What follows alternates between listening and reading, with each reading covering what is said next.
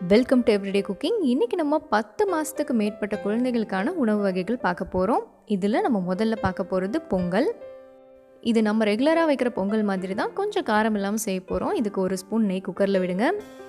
இதில் ஒரு 2 பெரிய ஸ்பூன் பாசிப்பருப்பு சேர்த்து நல்லா வறுக்க ஆரம்பிங்க. பாசிப்பருப்பு நான் ஆல்ரெடி க்ளீன் பண்ணி வச்சுருக்கேன். பாசிப்பருப்பு ஓரளவுக்கு வறுபட்டதும் 3 பெரிய ஸ்பூன் அரிசி சேர்த்துக்கோங்க. இதையும் கொஞ்சமாக வறுத்துக்கலாம். குழந்தைக்கு 1 வயசுக்கு மேலே ஆயிடுச்சுன்னா பச்சரிசி சேர்த்துக்கோங்க, இல்லைனா நார்மல் சாப்பாட்டு அரிசியே போதும். பொங்கல் நல்லா குலைவாக வரணும், அதனால் தாராளமாக தண்ணி ஊற்றிக்கோங்க. 1 கப் அளவுக்கு கூட நீங்கள் தண்ணி ஊற்றிக்கலாம். தேவையான அளவு உப்பு சேர்த்துக்கோங்க. குக்கரை மூடி 3லேருந்து 4 விசில் விட்டெடுக்கலாம். இதோ இது நல்லா குலைவாக வெந்துருச்சு. இந்த ஒரு பாத்திரத்துக்கு மாற்றிக்குவோம். இதை நான் இப்போ மசிச்சுக்க போகிறேன். நான் உருளைக்கிழங்கு மசிக்கிறத வச்சு நான் மசிக்கிறேன். நீங்கள் வேணும்னா மத்து கூட வச்சு மசிச்சுக்கலாம்.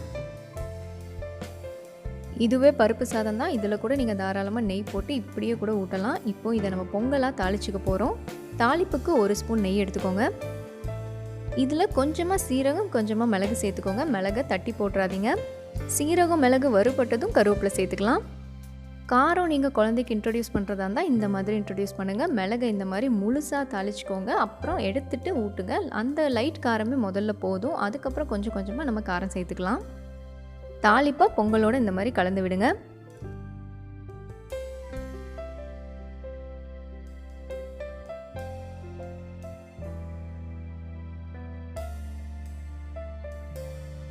இதோ பொங்கல் ரெடி. ஊட்டுறதுக்கு முன்னாடி மிளகையும் கருவேப்பிலையும் எடுத்துகிட்டு ஊட்டுங்க.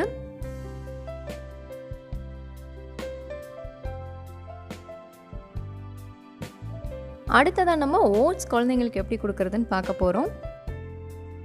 இதுக்கு ஒரு பாத்திரத்தில் 3 பெரிய ஸ்பூன் ஓட்ஸ் எடுத்துக்கோங்க. இதோட ஒரு 1/2 கப் தண்ணி சேர்த்து கிளற ஆரம்பிக்கலாம். குழந்தைங்களுக்கு நம்ம ஓட்ஸ் கொடுக்குறதால நம்ம நல்லாவே வேக வைக்கணும். இன்னும் வேணும்னா கொஞ்சம் தண்ணி கூட எக்ஸ்ட்ரா சேர்த்துக்கலாம். லோ டு மீடியம் ஃப்ளேம்லேயே வச்சு நல்லா இதை கிளறிட்டே வாங்க. ஒரு 3லேருந்து 5 நிமிஷம் இதை வேக விடுங்க. இதில் நான் டேஸ்ட்டுக்காக வெல்லம் பொடி சேர்க்குறேன். உங்களுக்கு வேணும்னா வெல்லம் சேருங்க, இல்லைனா உப்பு சேருங்க. 1 வயசுக்கு கம்மியாக இருக்கிற குழந்தைங்களுக்கு உப்பு சேர்க்கக்கூடாது.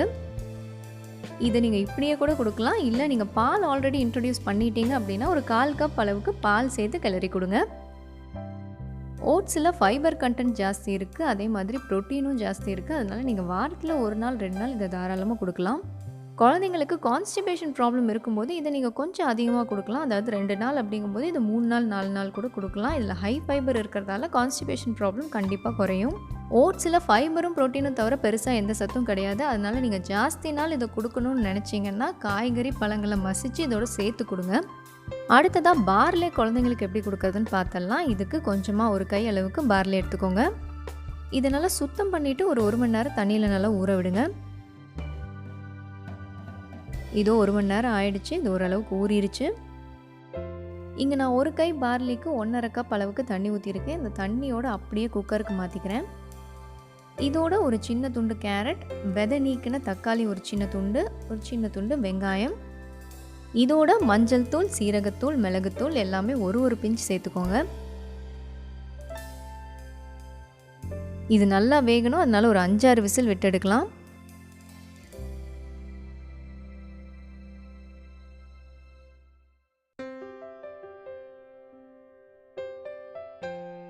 பார்லி அவ்வளோ சீக்கிரம் மசிய வேகாது. அதனால இதை அப்படியே மிக்சிக்கு மாற்றிட்டு ஒரு சுற்றி எடுத்துக்கோங்க. உங்கள் குழந்தை எந்த மாதிரி சாப்பிடும் அப்படிங்கிறத பொறுத்து நீங்கள் அரைச்சிக்கோங்க. பார்லியில் ஃபைபர், ப்ரோட்டீன், கார்போஹைட்ரேட்ஸ் அதிகமாக இருக்குது. அதனால நீங்கள் தாராளமாக இந்த வாரத்துக்கு 1 நாள் இல்லை 2 நாள் சேர்த்துக்கலாம்.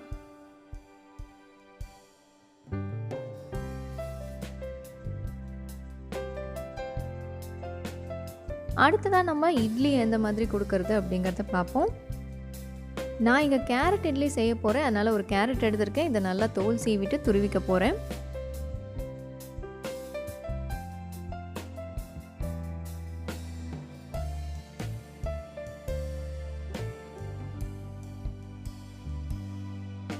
எவ்வளோ சின்னதாக துருவ முடியுமோ துருவிக்கோங்க. அப்போ தான் குழந்தைக்கு சாப்பிட்றதுக்கு ஈஸியாக இருக்கும். இப்போ இதில் 2 கரண்டி இட்லி மாவு சேர்த்துக்கலாம். உங்கள் இட்லி நல்லா சாஃப்டாக வரதுக்கு மாவு எப்படி ரெடி பண்ணணும் அப்படின்னு நீங்கள் தெரிஞ்சுக்கணுன்னா அதோட வீடியோ லிங்க் டிஸ்கிரிப்ஷனில் இருக்குது, கிளிக் பண்ணி பார்த்துக்கோங்க. இதில் நான் பெருசாக கசகசன்னு எதையும் சேர்க்க போகிறது இல்லை. உங்களுக்கு என்ன காய்கறி வேணுமோ அதை நீங்கள் தாராளமாக ஒவ்வொரு நாளும் சேர்த்துக்கலாம். இதை இப்போ இட்லி தட்டில் ஊற்றிடலாம். இட்லி தட்டில் எண்ணெய் தடவிட்டு மாவு ஊற்றிடுங்க.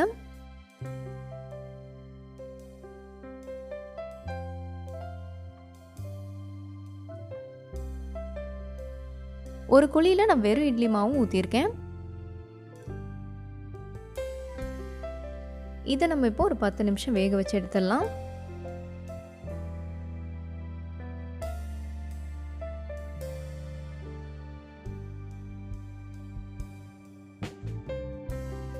இட்லிங்க நல்லா வெந்துருச்சு, வெளியில் எடுத்துடலாம்.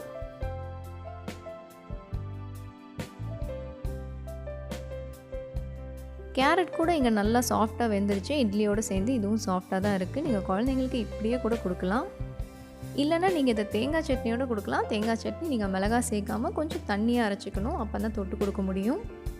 இல்லைன்னா கொஞ்சம் தண்ணியாக பருப்பு வச்சு அதை கூட தொட்டு கொடுக்கலாம். இல்லை ரெண்டும் வேண்டான்னா இந்த மாதிரி பால் ஊற்றி கொடுங்க, சாப்பிட்றதுக்கும் குழந்தைங்களுக்கு பிடிக்கும். இது எல்லாமே ஐடியாஸ் தான். உங்கள் குழந்தை எந்த மாதிரி சாப்பிடுமோ அதுக்கு தகுந்த மாதிரி இதை அட்ஜஸ்ட் பண்ணி கொடுங்க. வேறொரு இன்ட்ரெஸ்டிங்கான ரெசிபியோடு உங்களை சந்திக்கிறோம். மறக்காமல் எங்கள் சேனலுக்கு சப்ஸ்கிரைப் பண்ணுங்கள்.